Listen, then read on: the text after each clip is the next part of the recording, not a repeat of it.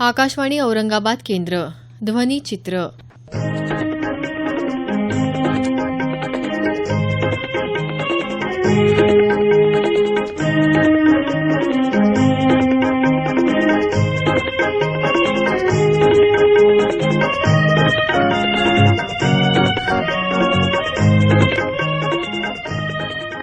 राज्यस्तरीय तिसरं मराठी झेप साहित्य संमेलन नुकतंच औरंगाबाद इथं पार पडलं. या साहित्य संमेलनात ज्येष्ठ साहित्यिक वासुदेव मुलाटे आणि संमेलनाच्या अध्यक्षा संजीवनी तडेगावकर यांनी केलेल्या भाषणांचा संपादित अंश आज आपण ध्वनिचित्र या कार्यक्रमात ऐकणार आहात. ज्येष्ठ साहित्यिक वासुदेव मुलाटे यांच्या हस्ते यावेळी नवोदित लेखकांना आणि विविध क्षेत्रातील मान्यवरांना हरणाबाई जाधव राज्यस्तरीय पुरस्कार देऊन गौरवण्यात आलं. त्यानंतर केलेल्या भाषणात ते म्हणाले, जी ज्येष्ठ मंडळी आहे साहित्य क्षेत्रातली ती तितकीशी नवागतांची दखल घेत नाहीयेत. रस्ते आपण निर्माण करायचे असतात आणि मग लोक टाळ्या वाजवत असतात. कुणीतरी यावर टाळ्या वाजवावे मग मी रस्ता खोदायला लागेल असं नवोदिताने समजू नये. माझ्यामध्ये लेखनाची उर्मी असेल, मला लेखन करावंच वाटतंय, मला जगाचं काही आकलन होत आहे, जे मी बघतोय, मी सोचतोय आणि जे मी सहन करतोय हे सगळं मला कुठेतरी मांडावंच वाटतं. साहित्य म्हणजे दुसरं तिसरं काही नसतं. आपण जे जगत असतो तेच असतं. ती काय आकाशातून पडणारी गोष्ट नाही आहे. मी कसा जगतोय, मी कसा जगलोय म्हणजे आपण आपल्या आयुष्याविषयी लिहू शकतो. तेव्हा माणूस आहे की माणसाला काहीतरी सांगावंसं वाटतं इतरांना. हे लिखित स्वरूपात सांगणं म्हणजे साहित्य ही फार मोठी अवघड अशी गोष्ट नाही आहे. साहित्याची निर्मिती ही वेदनेतून होत असते. वेदना आणि आनंद ह्या दोन गोष्टी अशा आहेत की माणसाला त्या सांगाव्याशाच वाटतात. दोन्ही करता जर माणसं नसतील तर त्याची मुस्काट दाबी होते, त्याची घुसमट होते. ह्या घुसमटीला वाट फोडायची असेल तर मी साहित्यावर काही शब्द लिहू शकतो. भलेही ते कुणी वाचेल किंवा न वाचेल, त्याला पुरस्कार मिळतील किंवा न मिळतील, कुणी माझ्या पाठीवर थाप मारेल का नाही मारेल, तू लिहित बस ना. तुकारामांनी, नामदेवांनी किंवा आपले ज्येष्ठ अण्णाभाऊसाठी सगळ्यांनी जर आपण विचार करा, कुणाच्या शाबासकीसाठी लिहिलेलं नाहीये हे लक्षात ठेवा. तेव्हा शाबासकीची वाट पाहण्याची गरज नाहीये. मग पुरस्कार कशासाठी आहेत की ज्यांना असं काहीतरी वाटतंय की ही जी माणसं काम करतायत, काही लिहित आहेत, त्या क्षेत्रामध्ये आहेत, तर त्यांना कुणीतरी आगे बढो, त्याला प्रोत्साहन दिलं पाहिजे, पाठीवर थाप मारली पाहिजे. तेव्हा लिहिणाऱ्या माणसाला असं वाटणं स्वाभाविक आहे की कुणीतरी माझी दखल घ्यावी आणि कुणीतरी बरं लिहितोय असं म्हणावं. पण मला असं वाटतं याची मागणी आपण करण्याची गरज नाही. जर आपलं बरं असेल तर कुणीतरी येऊन केव्हा तरी थाप मारेल. असे कितीतरी साहित्यिकांचे नाव मला इथे सांगता येतील, वेळ नाही आहे तेवढा, की त्यांच्या आयुष्यभर उपेक्षा झालेली आहे. त्यांच्या आयुष्यामध्ये त्यांना कुणी बरं म्हटलेलं नाही, त्यांच्या साहित्याविषयीची दखल घेतलेली नाही, परंतु आज ते सगळ्यात मोठी साहित्यिक म्हणून त्यांचा अभ्यास केला जातो. वासी मर्ढेकरांसारखं एक नाव आहे, भारत आंबेसारखा कवी आहे, तुम्ही त्यांची गाणी ऐकलेली रेडिओवरची. ही सगळी माणसं त्यांच्या काळामध्ये अत्यंत उपेक्षित राहिलेली आहेत. एवढंच नाही तर कोर्ट कचेऱ्यांना त्यांना सामोरं जावं लागलं, इथपर्यंत ते घडलेलं आहे. सगळं जीवनामध्ये एक प्रदूषण आलेलं आहे प्रत्येक गोष्टी बाबतीमध्ये. त्यामुळे साहित्य क्षेत्र सुद्धा त्याला काही अपवाद असण्याचं कारण नाही आहे. आणि म्हणून पुरस्कार कुणाला द्यायचे आहेत, एक ठरवणाऱ्या ज्या संस्था आहेत की पुरस्कार दिल्यामुळे आमचं काय होतं याचा पहिल्यांदा ते विचार करतायत की कशासाठी पुरस्कार आपण सुरू करायचे हे ते विचार करतायत. आणि मग माझ्यासारखी लिहिणी मंडळी करते की हे मला पुरस्कार कधी मिळतोय. हे जे चाललेलं आहे ना हे काही नीट चाललेलं नाहीये. की समाजात जे जे काही घडत आहे त्याची दखल कुणीतरी घेतली पाहिजे, या भावनेनं संस्था उभी राहिली पाहिजे आणि तशा प्रकारची माणसं निवडून त्यांना पुरस्कार दिला गेला पाहिजे. ज्या साहित्य संस्थांनी साहित्याचा प्रचार करायला पाहिजे, जे लिहिणारे हात आहेत त्यांना बळकट दिलं पाहिजे, त्यांना प्रोत्साहन दिलं पाहिजे, ती नावं शोधली पाहिजेत की काम साहित्य संस्थांचं आहे. दुर्दैवानं अनुदान मिळवण्याशिवाय ही संस्था ते काही करत नाहीये. उलट त्यांच्यामध्ये अवरोध कसा निर्माण होईल, म्हणजे माझ्याकडे जर ते आले नाहीत तर त्याला कसं बेदखल करावं या संबंधीचे विचार त्या संस्थेवर असणारे लोक करतायत. हे या ठिकाणचं प्रदूषण हे आपण लक्षात घेतलं पाहिजे. अशा प्रकारची संमेलनं ही असली पाहिजेत, कारण जीवनाच्या सगळ्या क्षेत्रांमधून आज इतकी माणसं लिहिती झालेली आहेत की त्या कुणाकुणाचं नाव आम्ही लक्षात ठेवणार.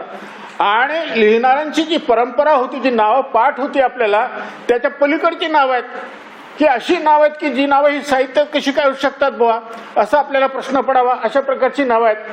तेव्हा घराघरातून आणि प्रत्येक समाजातून आज माणसं लिहिती झालेली आहेत, तर त्यांना कुठेतरी जागा मिळाली पाहिजे, त्यांची कुणीतरी दखल घेतली पाहिजे. याच्यासाठी संमेलनाची आवश्यकता आहे. अशी छोटी छोटी संमेलनं कुठल्याही आधाराची गरज न पाहता आपण मिळू शकतो. जर तुम्हाला एखादं काम समाजासाठी करायचं असेल तर आम्ही समाजापर्यंत पोहोचलो पाहिजे. आजचा काळ हा प्रचाराचा आहे. तुम्ही पोहोचलं पाहिजे. मी काय करतो हे सांगितलं पाहिजे. मला काय करावंसं वाटतं हे सांगितलं पाहिजे. आणि ज्येष्ठ असो कनिष्ठ असो आपण त्यांच्यापर्यंत पोहोचलं पाहिजे की माझं हेही काम आहे. आपला सहभाग मला आवश्यक आहे. समाजातल्या बहुजन समाजाला जागं करण्याची, ज्यांना चेहरा नाही त्यांना चेहरा देण्याची ही जी कल्पना आहे ही फार महत्त्वाची आहे. चेहरा असलेल्या माणसांच्या विषयी आपण बोलत असतो, त्यांचा गौरव करत असतो, त्यांना हारतोडे देत असतो. परंतु ज्या माणसाला चेहरा नाही तो कुठेतरी कोपऱ्यात बसून तर काय करतोय, त्याच्यासाठी या सगळ्या गोष्टीची आवश्यकता आहे. जे लिहाल ते मनपूर्वक लिहा, जीवनाशी प्रामाणिक राहून लिहा, स्वतःशी प्रामाणिक राहून घ्या, स्वतःशी प्रामाणिक राहून बोला. कुणाला बरं वाटतंय म्हणून तुम्ही बरं बोलू नका. हे जर तुम्ही केलं तर मला असं वाटतं की उत्कृष्ट साहित्याची निर्मिती होईल. आणि आपल्या सर्वांचे आभार मानून मी थांबतो. जय हिंद, जय महाराष्ट्र.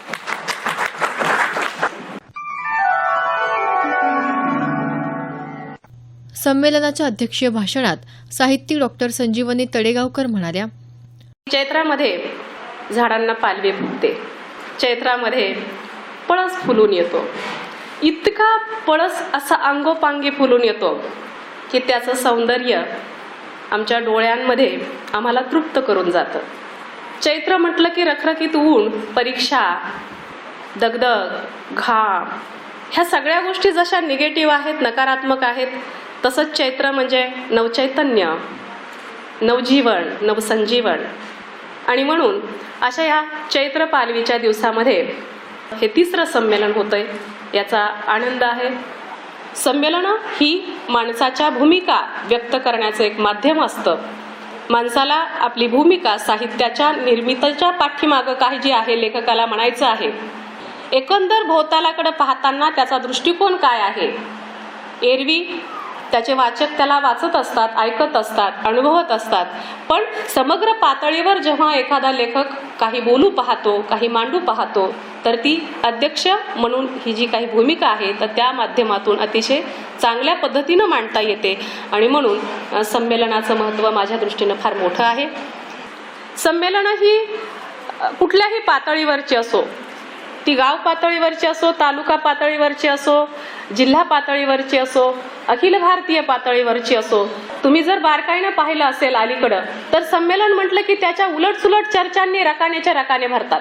अगदी छोट्या साहित्यिकापासून तर दिग्गज साहित्यिकापर्यंत आपली मतं त्यावर मांडली जातात. संमेलनं ही उरूस झाली आहेत, संमेलनं ही महोत्सव झाली आहेत, संमेलनांमधून काहीही हाताशी लागत नाही, असं बरंच काय काय आपण वाचत आणि ऐकत असतो. पण मला मुळात असं वाटतं की संमेलनं जर नसती ही छोट्या पातळीवरची किंवा अखिल भारतीय पातळीवरचं, की सगळे तिथं जाऊ शकत नाहीत, की संमेलनामध्ये अखिल भारतीयच्या व्यासपीठावर सगळ्यांना संधी भेटू शकत नाही. अशा पार्श्वभूमीवर जे वाड्या वस्त्या तांड्यांवर वेगवेगळ्या गावांमधून लिहिणारे, वेगवेगळ्या जाती धर्मांमधून आलेले, वेगवेगळ्या अनुभूती व्यक्त करणारे लोक जे आहेत, नव्या जाणीवा घेऊन लिहिणारे जे लोक आहेत, त्या जाणीवा घेऊन लिहिणाऱ्या लोकांनी काय करायचं? मग नुसतं लिहायचं का? मग हे लिहिलेलं कोण वाचणार? मग त्यांच्या साहित्याचं काय होणार?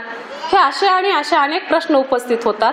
आणि म्हणून ज्याच्या त्याच्या पातळीवर, जसं जाधव सर या ठिकाणी प्रेरित झालेले आहेत, त्यांच्या आईच्या नावानं ते संमेलन भरवत आहेत, तशाच पद्धतीचं कुद्रेमानी सारख्या बेळगावच्या ठिकाणी अगदी सीमावर्ती भागामध्ये छोटेखानी एक दिवसीय संमेलन भरतं. त्याच पद्धतीची संमेलनं आदिवासी साहित्य संमेलनं असतील, दलित साहित्य संमेलनं असतील, गुराखी साहित्य संमेलनं असतील, स्त्री साहित्य संमेलनं असतील. आणि आपल्याकडं आता गेल्या 6 वर्षांपासून मराठवाडा साहित्य परिषदेनं जे लेखिका साहित्य संमेलन सुरू केलेलं आहे, की जे वेगळ्या पातळीवरचं, वेगळ्या धर्तीवरचं, फक्त महिलांसाठी असलेलं ते स्वतंत्र असं साहित्य संमेलन आहे. त्या संमेलनांमधून सगळ्याच काही चांगलं लिहिणारे किंवा सगळेच काही एकदम सकस लिहिणारे आपल्या हाताशी लागतील असं नाही. पण या संमेलनापासून उद्याचे चांगले साहित्यिक भेटण्याचं ते एक माध्यम आहे.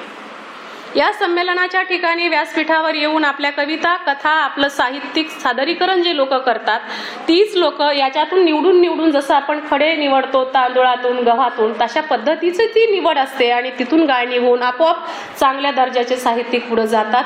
त्यांना कौतुक मिळतं, त्यांना शाबासकी मिळते आणि ते सर्वांचे होतात. मग हे निवडण्याचं काम करतं कोण? तर ही अशी छोटी मोठी संमेलनं करतात. आणि म्हणून अशा संमेलनांचं महत्त्व हे निर्विवाद अतिशय महत्त्वाचं आहे असं मला वाटतं. तुमच्या सहजच लक्षात येईल की साहित्य संमेलनाला विरोध करणारी ही माणसं अतिशय प्रस्थापित झालेली आहेत, मोठी झालेली आहेत. त्यांचा स्वतःचा एक असा वाचक वर्ग आहे, त्यांचा स्वतःचा एक असा रसिक वर्ग आहे आणि म्हणून त्यांना त्यांचा आणि नवलेखकांचा संबंध आता कुठंतरी तुटलेला आहे. हे नवलेखक काय लिहित आहेत, नव्यानं काय येत आहे, ह्या सगळ्यांचं साहित्य त्यांच्यापर्यंत पोहोचतच असेल असं मला वाटत नाही. आणि म्हणून जेव्हा माणसं सगळे असे सर्वदूर पोचलेले असतात किंवा जेव्हा त्याच्या ठीक आहे, पण एकाही साहित्यिकाने जेव्हा माझा सगळ्या साहित्यिकांसोबत या विषयावर चर्चा होतात त्यावेळेस मी त्यांना एक विचारत असते की तुम्ही विरोध करता म्हणजे नेमकं काय करता? मग तुमच्याकडे ठोस पर्यायी व्यवस्था आहे का? ठीक आहे, आपण संमेलनं बंद करूया. मग संमेलनं बंद झाली तर काय करायचं? त्याच्यासाठी तुमच्याकडे काही वेगळे उपक्रम आहेत का? जर असतील तर तसे सुचवा. पण एकाही साहित्यिकाने अतिशय निर्विवाद असलेलं, निर्दोष असलेलं एकही ठोस उपाय अजूनही कुणी सुचवू शकलं नाही, हे आपलं फलित आहे. आणि म्हणूनच अशा संमेलनांचं महत्त्व पुन्हा पुन्हा अधोरेखित होतं. कारण संमेलनामधून येणारा जो वर्ग आहे तो अतिशय उत्स्फूर्त असा आहे. मराठी भाषा जेव्हा मरेल की जगेल हा विषय आपण छेडतो, पण मराठी भाषा जगण्यासाठी काही उपक्रमांची आवश्यकता असते. मग हे उपक्रम कोणते आहेत आणि कुठल्या पातळीवरचे पाहिजेत? नुसती मराठी भाषा अभिजात दर्जा देऊन सुधारेल का? आम्हाला काही अतिशय छोट्या पातळीपासून हे उपाय करणं गरजेचे आहेत, जेणेकरून आमचा तरुण वर्ग आणि अशा पद्धतीचे ते केले पाहिजेत की जेणेकरून आमचा अतिशय नवा उमदा तरुण वर्ग त्याच्याकडे आकर्षित होईल. हे शाळा पातळीपासून व्हायला पाहिजेत. अशा कितीतरी गोष्टी आहेत की साहित्यातून त्या अजूनही मांडल्या गेलेल्या नाहीत. अशा कितीतरी विषय आहेत की जे अजूनही साहित्यातून आले नाहीत. आणि दुर्दैवाची गोष्ट अशी आहे की 90 साहित्य संमेलनामध्ये फक्त 4 लेखिका साहित्यिक अध्यक्ष झालेले आहेत. की साहित्य संमेलनाला जे 1878 पासून जे पहिलं साहित्य संमेलन भरलं होतं आणि त्याचे अध्यक्ष न्यायमूर्ती रानडे होते आणि त्यांच्या अध्यक्षतेखाली झालेलं जे संमेलन होतं ते अर्थातच स्वातंत्र्यपूर्व काळ होता आणि त्याच्यामुळे त्या संमेलनाची एक गरज वेगळी होती, त्याच्या पाठीमागची भूमिका वेगळी होती. आणि त्याच्यानंतर मात्र मग सातत्यानं ती साहित्य संमेलनं भरत गेली. कुसुमावती देशपांडे 1961ला, त्यानंतर दुर्गा भागवत 1975ला, शांता शेळके 1996ला आणि विजया राजाध्यक्ष. मराठी साहित्यातल्या ह्या महत्त्वाच्या 4 लेखिका सोडल्या तर आज 90वं साहित्य संमेलन होत असताना सुद्धा आमच्याकडं 5वी लेखिका साहित्य संमेलनाचे अध्यक्ष होऊ शकत नाही. हे आमचं दुर्दैव आहे. लेखिका अखिल भारतीय सारख्या संमेलनाच्या अध्यक्ष का होऊ शकत नसतील? तर मग माझ्या पुढे काही प्रश्न निर्माण होतात की मग एक तर असं असेल की साहित्य संमेलनाचं अध्यक्ष होण्यासाठीची जे दर्जेदार लेखन पद्धती असायला हवी किंवा जे दर्जेदार लेखन त्यांच्याकडून अपेक्षित आहे होणं ते होत नाही का? किंवा हे जे काही निवडणुकांचं राजकारण आमच्याकडं साहित्य संमेलनांमधून होतं किंवा चालतं त्या निवडणुकांच्या गोष्टींपर्यंत, सभासदांपर्यंत ह्या प्रोसेसमध्ये त्या टिकू शकत नाहीत का? किंवा तिसरं आणि अतिशय महत्त्वाचं हे कारण आहे की लेखिका असल्यामुळं, बाई असल्यामुळं तिला व्यासंग जपण्यासाठी, अभ्यास करण्यासाठी, जो काही चिंतन मनन करण्यासाठी तिला हवा तेवढा वेळ कुटुंब पद्धतीमुळं, आपल्या भारतीय पद्धतीनुसार तिला पाहिजे तसा वेळ मिळू शकत नसेल का? आणि जर मिळू शकत नसेल तर तो का मिळत नाही? याला जबाबदार कोण आहे? आणि जर असं होत असेल तर मग ह्या साहित्य निर्मिती आणि साहित्य व्यवहार आणि साहित्यिक वातावरण ह्या सगळ्याच गोष्टींवर एक प्रश्नचिन्ह निर्माण होतं असं मला वाटतं.